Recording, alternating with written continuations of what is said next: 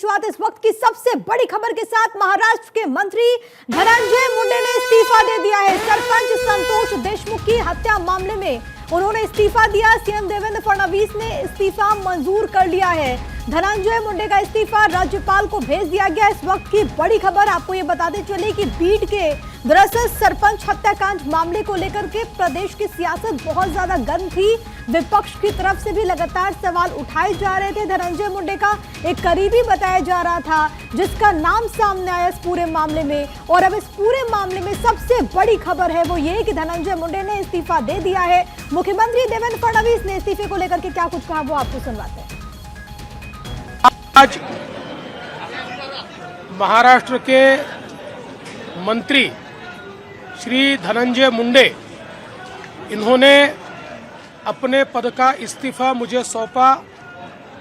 मैंने ये इस्तीफा स्वीकृत किया है और अगली कार्रवाई के लिए मैंने ये इस्तीफा राज्यपाल जी के पास भेज दिया है। देवेंद्र फडणवीस को अभी आपने सुना जिसमें उन्होंने कहा कि दरअसल इस्तीफे को स्वीकार कर लिया है। अब इसे राज्यपाल सीपी राधाकृष्णन के पास भेज दिया गया है। बड़ी खबर आपकी टीवी स्क्रीन पर। दरअसल जो पूरा मामला है और आरोप है वो ये कि बीड में सरपंच संतोष देशमुख की हत्या के मामले में मुंडे के करीबी वाल्मीकि कराड़ का हाथ है।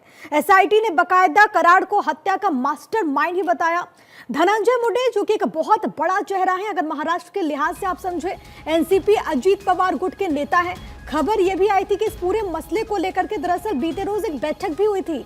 अजीत पवार के नेतृत्व में एक बैठक हुई थी जिसमें यह बात कही गई थी। लेकिन आज मिलाकर के जो बड़ी खबर है वो यही कि धनंजय मुंडे ने अपने पद से इस्तीफा दे दिया है। मेरे साथ सत्यप्रकाश सोनी मेरे सहयोगी इस वक्त तमाम जानकारी के साथ कनेक्टेड हैं। सत्यप्रकाश, क्योंकि एक ऐसा मामला था जिसको लेकर के महाराष्ट्र की सियासत बहुत गर्म हमने देखी, विपक्ष लगातार सवाल पूछ रहा था, लेकिन अब धनंजय मुंडे ने इस्तीफा दे दिया। आगे क्या होगा धनंजय मुंडे के साथ, क्या कुछ कहा भी गया? अब आगे एक्शन किस तरीके से लिया जाएगा इस पूरे मामले में? देखिए प्रिया, धनंजय मुंडे ने इस्तीफा दे दिया है। मुख्यमंत्री देवेंद्र फडणवीस ने उनका इस्तीफा स्वीकार कर लिया है। अब राज्यपाल के पास इस्तीफे की पेशकश की जाएगी। लेकिन आज चूंकि विधानसभा सत्र का दूसरा दिन है और विधानसभा में भी इसकी चर्चा हो सकती है, इसकी घोषणा खुद मुख्यमंत्री देवेंद्र फडणवीस कर सकते हैं। इसके अलावा संतोष देशमुख का हत्या मामले में वाल्मीकि कराड़ ने खुद को पुलिस को समर्पण किया था। इस पूरे मामले में आरोप लग रहा था कि क्योंकि वाल्मीकि कराड़ धनंजय मुंडे के बेहद करीबी है और हत्या के बाद भी धनंजय मुंडे और वाल्मीकि कराड़ एक साथ कई बार देखे गए थे। इसको लेकर विपक्ष हमलावर था, विपक्ष का दबाव था कि सरकार को धनंजय मुंडे का इस्तीफा लेना चाहिए। लेकिन सरकार ने भी समय रहते इस्तीफा ले लिया है और कल यानी कि एक दिन पहले अजीत पवार, प्रफुल्ल पटेल और एनसीपी के तमाम नेताओं के साथ बैठक हुई थी। इस बैठक में यह माना गया था कि अगर धनंजय मुंडे का इस्तीफा नहीं लिया जाता है तो विपक्ष को एक मौका मिलेगा, विपक्ष सरकार को घेरने की कोशिश करेगी। इसलिए कल ही जो है देवेंद्र फडणवीस ने धनंजय मुंडे को की इस्तीफे की बात कही थी, जिसमें आज धनंजय मुंडे ने इस्तीफा दिया है। यानी सीधे तौर पर कहा जाए तो वर्तमान सरकार जो है विपक्ष को कोई भी मौका देना नहीं चाहती है और यही वजह है कि धनंजय मुंडे का इस्तीफा ले लिया गया है। लेकिन सबसे बड़ी बात कि जिस तरह से एसआईटी पूरे मामले की जांच कर रही थी, अगर धनंजय मुंडे और वाल्मीकि कराड़ का एक साथ सामंजस्य मिलता है या हत्या में कोई नाम सामने आता है तो क्या सरकार धनंजय मुंडे के ऊपर भी कार्रवाई करेगी? इस पर लोगों की निगाहें है। ऐसा माना जा रहा है कि धनंजय मुंडे के इस्तीफे के बाद आज विपक्ष जो है इस पर हमलावर हो सकता है क्योंकि धनंजय मुंडे ने इस्तीफा दिया है। तब उनके ऊपर पुलिस का या सरकार का क्या एक्शन हो सकता है? बिल्कुल, पुलिस का, सरकार का क्या एक्शन हो सकता है वो देखना होगा। धनंजय मुंडे एक बड़े चेहरे के तौर पर पूर्व सीएम के भाई के बेटे पंकजा मुंडे जो कि अभी सरकार में मंत्री भी हैं, उनके चचेरे भाई धनंजय मुंडे जिन्होंने इस्तीफा दे दिया है।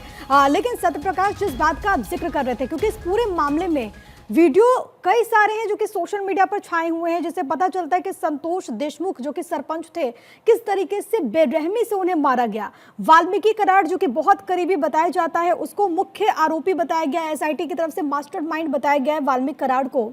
आगे किस तरीके से कार्रवाई की उम्मीद, और इस पूरे मामले में धनंजय मुंडे की तरफ से क्या अभी तक प्रेस में कुछ कहा गया क्या? देखिए, धनंजय मुंडे अपने बचाव पक्ष में एनसीपी प्रमुख अजीत पवार को भी कह चुके हैं, उप मुख्यमंत्री देवेंद्र फडणवीस से भी कह चुके हैं कि क्योंकि वाल्मीकि करार उनके करीबी जरूर रहे हैं, लेकिन हत्या में उनका कोई हाथ नहीं है।